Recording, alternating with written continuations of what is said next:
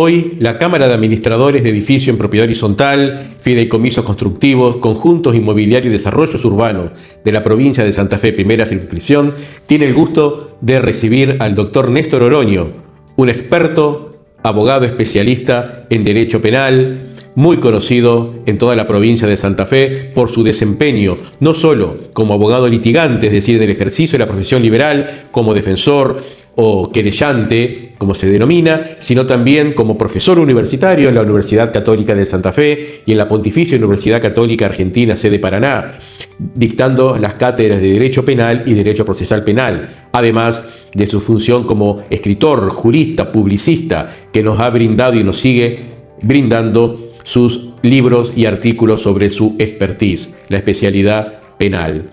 Hoy queremos consultarlo acerca de cuáles son las responsabilidades, los protocolos, modos o medios de actuación del administrador de consorcios, de conjuntos inmobiliarios y demás ante la posible existencia de un hecho delictivo que puede ser alcanzado por el derecho penal. Es para nosotros un gran placer, un orgullo contar con la visita del doctor Néstor Oroño. Lo escuchamos. Buenos días Néstor, gusto de tenerte acá en la sede de la Cámara. Y un poco esta solicitud de participación tuya es para ver cómo los administradores, en cierta medida, tomamos acciones dentro de los consorcios cuando hay problemas del índole penal, por así decirlo. Ahora vamos a ver un poco más en detalle cuáles serían las preguntas, pero en sí, ¿cuándo una mala administración puede transformarse en una cuestión penal, por ejemplo? Buen día, Natalia, buen día, Gerardo. Muchísimas gracias por la invitación. Para mí es un placer, un honor estar con ustedes y tratar de aportar claridad a algunas cuestiones que seguramente forman parte de las preocupaciones o de los conocimientos que debe manejar un administrador. Yo creo que en el análisis que vamos a hacer a través de las cuestiones que me planteen, habría que, en mi entendimiento, desdoblar lo que son las responsabilidades del administrador que son inherentes a su función de administrador y las cuestiones que pueden pasar en el ámbito donde el administrador ejerce su experticio, su actividad, porque son ámbitos distintos, responsabilidades distintas, en algunos casos responsabilidad propia del administrador, en otros casos responsabilidad de las personas que viven en el ámbito que toca administrar o manejar, ¿verdad? Bien, en relación a lo que tiene que ver, nos pasa muchas veces que, por ejemplo, hay cuestiones donde interviene la policía, ya sea que a lo mejor directamente dentro de un consorcio, pidiendo datos, pidiendo información, por ejemplo, las filmaciones fílmicas, o a veces yendo directamente al estudio de la administración a solicitarlo. ¿El administrador debe dar esa información? ¿No la debe dar? ¿Cómo debe actuar? La primera cuestión que, en mi entendimiento, hay que tener en claro que la administración normalmente se ejerce sobre inmuebles que están ocupados por personas. Y aquí rige un principio constitucional que es la inviolabilidad del domicilio, que es una garantía constitucional. Cualquier injerencia de la policía sobre el domicilio de las personas tiene que estar respaldado en una orden judicial. Por ejemplo, se presenta la policía y dice: tengo que ingresar al departamento del señor J. Lo primero que debe verificar un administrador es que haya una orden judicial que permita la intervención, el ingreso del personal policial o de cualquier otra autoridad a ese ámbito privado que es el domicilio. El domicilio tiene expresa protección constitucional y a mí siempre me gusta graficar lo que ha dicho la Corte Suprema de los Estados Unidos sobre la importancia de la privacidad e inviolabilidad del domicilio. Dice, lo ha dicho de una manera casi poética, dice que al domicilio del pobre o a la casa del pobre puede entrar el frío del viento, puede entrar el agua de la lluvia, pero no puede entrar la autoridad del soberano, ¿no? Creo que esto pinta muy gráficamente en qué posición se encuentra quien ocupa un ámbito físico. Entonces eso yo creo que es la primera cuestión que hay que tener en claro. Quizás, por supuesto, hay excepciones. Si está ocurriendo un delito en ese momento, la policía puede ingresar sin la debida acción judicial. Esta es una de las excepciones a este principio de que siempre el ingreso debe ser con autorización judicial. Ese sería el supuesto más grave. Puede ocurrir a veces que la autoridad policial o judicial, un oficial de justicia, por ejemplo, requiera a un portero, al administrador de un edificio determinada documentación. También en ese caso hay que, como recaudo, pedir que se exhiba el instrumento que habilita ese requerimiento. La policía tiene potestades autónomas en el marco de las investigaciones, puede realizar algunas entrevistas, algunas citaciones, pero normalmente los requerimientos que se cursan tienen que venir acompañados o tienen que venir respaldados por una orden judicial que tiene que exhibirla. Por ejemplo, es muy común que se pida comprobantes, por ejemplo, de cumplimiento de pago de servicios, contratos de locación, informes sobre la situación en que las personas ocupan determinados ámbitos, unidades. Normalmente todo eso viene dispuesto mediante una resolución judicial. Bien, y más puntualmente, ¿qué pasa en el caso, como le comenté, que el administrador no dé por no estar la resolución judicial? Porque muchas veces nosotros tenemos como un acta redactada por el mismo jefe policial. Entonces, ¿qué pasa si el administrador se niega ante eso porque dice, no, mira, yo acá necesito una resolución judicial? ¿Qué pasaría? Lo que hay que requerir a la autoridad es, en ese caso, en virtud de qué realiza el requerimiento, porque, como decía, la autoridad policial tiene potestades propias en el marco de investigaciones que le son delegadas, que está llevando adelante, puede entrevistar personas, requerir la exhibición de determinados elementos, pero lo que no puede hacer es, por ejemplo, secuestrar. No puede ingresar al domicilio, salvo los supuestos que di, sin autorización judicial. En ese caso lo que hay que hacer es requerirle al funcionario que explique en virtud de qué formula el requerimiento. Por ejemplo, entrevistar al portero del edificio, por decir, para que explique si el señor fulano vive en tal lugar o si se encuentra en tal lugar un automóvil. Sí, los casos que más se dan es robo, o sea, eso es más, por eso piden generalmente las cámaras, ya sea que robos se dan sobre la parte pública, es decir, la vereda pública, o dentro del edificio. Entonces, generalmente en ese sentido son las solicitudes de las cámaras, calculo que por los reclamos de lo que son afectados, ¿no es cierto? Sí, en ese caso también el requerimiento, en el caso de investigación de delitos, puede venir de un fiscal, que normalmente viene mediante algún medio escrito o mediante algún otro dispositivo, por ejemplo, correo electrónico suelen utilizarse, pero normalmente lo que hay que pedir es la identificación de la autoridad que requiere. También reitero, lo puede hacer la policía en el marco de las investigaciones. Pero si nos negamos a dárselo, no habría en principio ningún problema, tendríamos que esperar o a una resolución judicial. Exactamente, cuando viene por medio de una resolución judicial o de un requerimiento fiscal o de un requerimiento policial dentro de sus facultades formalmente realizado, hay que cumplir, si es que está dentro de las posibilidades de cumplirla, porque el apercibimiento es incurrir en el delito de desobediencia, que es un delito tipificado en el Código Penal. Bien. Pero hay que identificar la autoridad y en función de qué se requiere. Bien, perfecto. Y además, si se hace entrega del material, dejar debida constancia en un acta o elemento similar, o si se presenta ante autoridad judicial, presentar mediante un escrito con el debido cargo, es decir, queda constancia que es recepcionado en el ámbito que corresponda, judicial, de la fiscalía. Sí, para tener una documentación respaldatoria de la entrega. Exactamente. Sí, eso lo tenemos que hacer siempre. Sí. Bueno, seguimos con las preguntas. Una de las cuestiones bastante complejas que tenemos en los edificios es el tema de denuncias que por abuso o por alguna causa de agresión física que muchas veces se da dentro de una unidad y nos piden a los administradores que ellos, los vecinos, escuchan y que nosotros seamos quienes notifiquemos, avisemos o denunciemos. ¿Eso es así? ¿No es así? ¿Qué pasaría?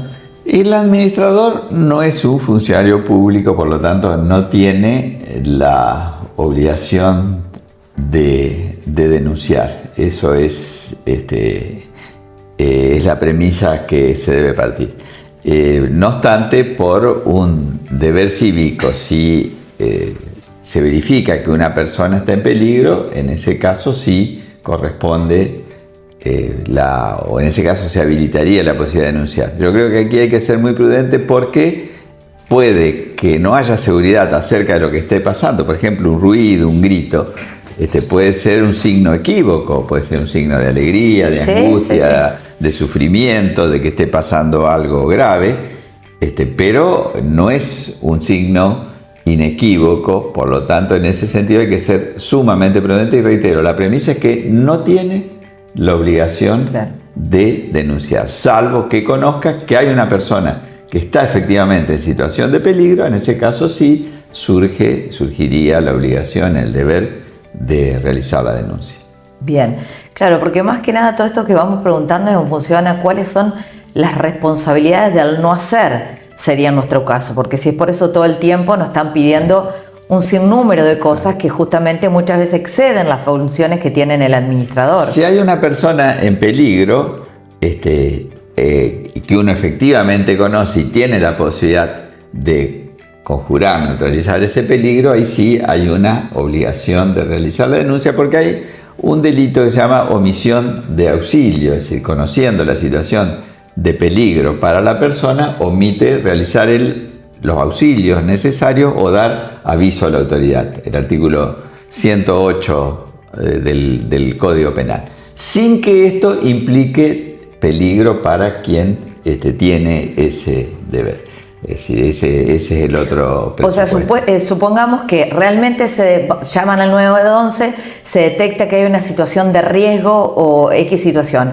En esos casos, ¿el administrador estaría obligado entonces a hacer la denuncia? Si conoce efectivamente que esa persona está en una situación de peligro, en ese caso es donde correspondería dar aviso a la autoridad, o a quien corresponda, no necesariamente la autoridad policial, sino puede ser muchas veces un auxilio de tipo sanitario o de otro tipo, o bomberos, por decir, se está incendiando. Claro, eso, ¿a quién deberíamos canalizar en este caso la denuncia? De acuerdo a la naturaleza del hecho, es decir, es una situación de salud a las autoridades del 107, creo que es de salud. Una situación de peligro físico por una agresión a la policía. Una situación de peligro que proviene, por ejemplo, que puede poner en riesgo la integridad edilicia, bueno, será bombero. Claro, ¿no? Claro. Depende de la naturaleza del peligro, dar el aviso. Claro.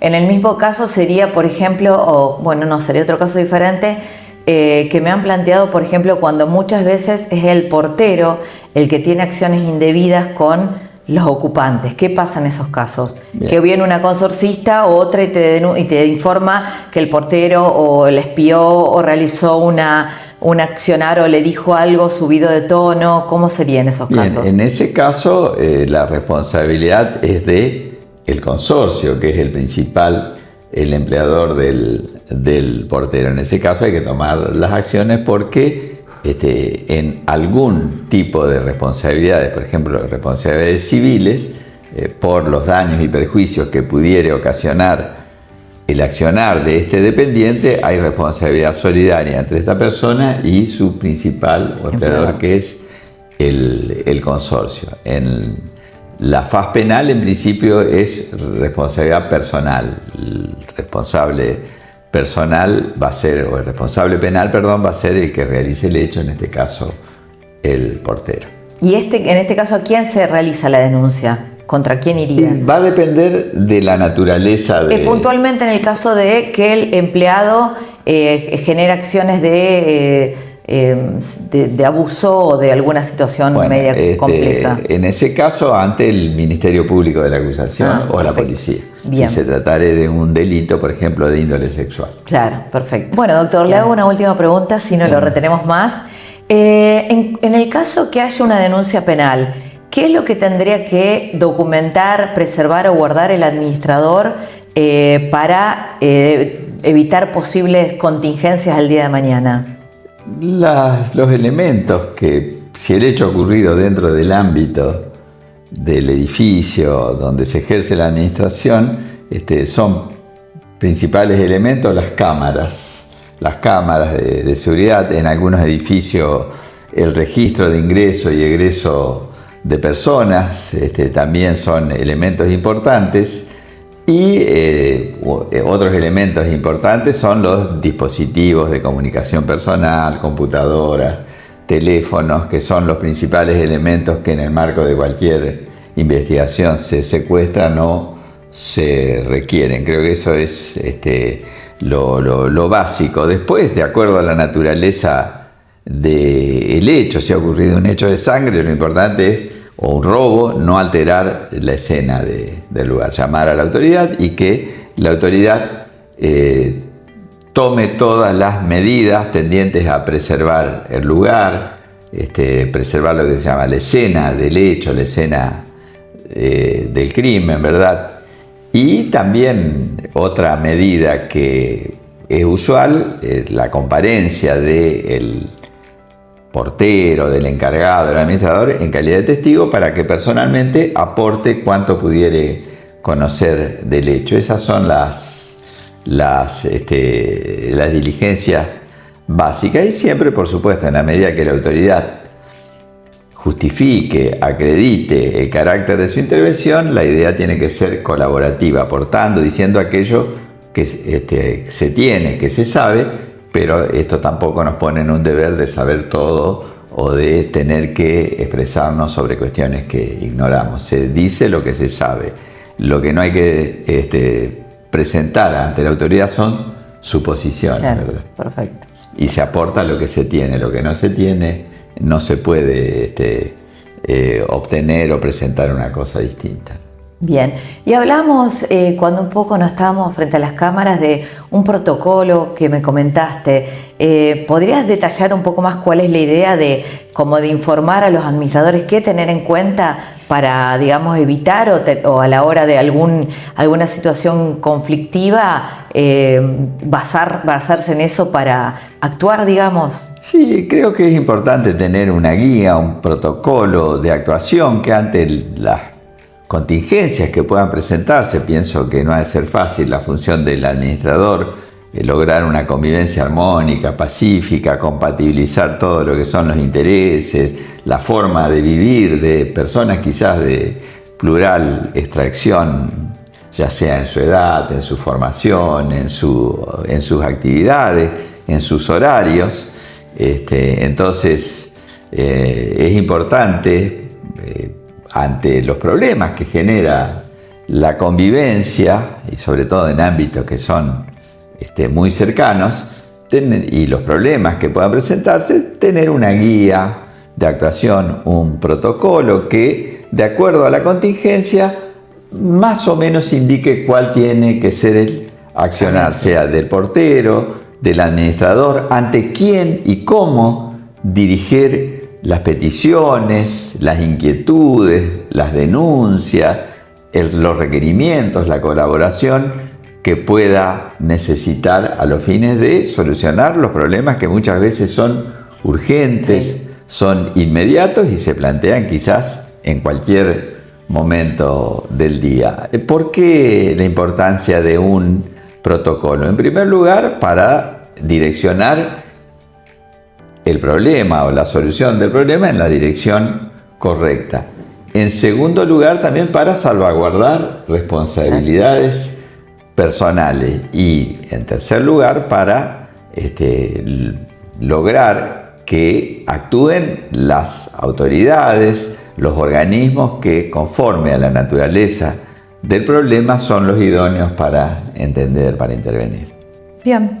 Bueno, doctor, muchísimas gracias. Fue un gusto tenerlos acá con nosotros y los esperamos nuevamente para otra charla instructiva. Gracias a ustedes por haberme convocado y va a ser un gusto si así lo requieren. Muchas gracias.